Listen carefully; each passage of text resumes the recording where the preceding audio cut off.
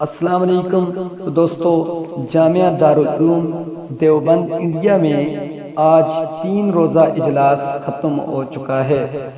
یہ اجلاس 12 اکتوبر سے شروع ہوا تھا اور 14 اکتوبر کو آج 3 دن بعد اختتام پذیر ہو گیا ہے۔ تو دوستو، اس اجلاس میں کئی اہم فیصلے کیے گئے ہیں۔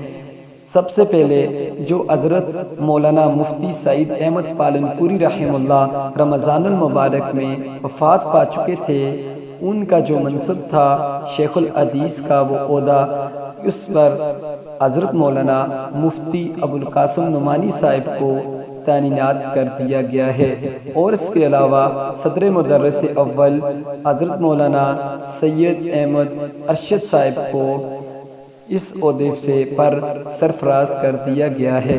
اور دوستو، اس اجلاس میں 2020 اور 21 کے بجٹ کے حوالے سے بھی گفتگو کی گئی ہے۔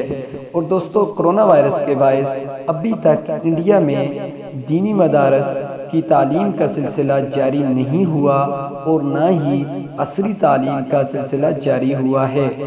انڈیا گورنمنٹ نے یہ اعلان کیا ہے کہ 19 اکتوبر سے عصری و دینی تعلیم کا سلسلہ SOPs کے تحت جاری کیا جائے گا۔ تو دوستو، اللہ رب العزت سے دعا گو ہوں کہ اللہ تعالیٰ تمام دینی مدارس کی حفاظت فرمائے اور ہمارے علماء کرام کی بھی حفاظت فرمائے، اور جو دنیا سے چل بسے ہیں پوری دنیا سے علماء کرام، اللہ رب العزت ان کو جنت الفردوس میں اعلیٰ مقام عطا فرمائے۔ آمین ثم آمین۔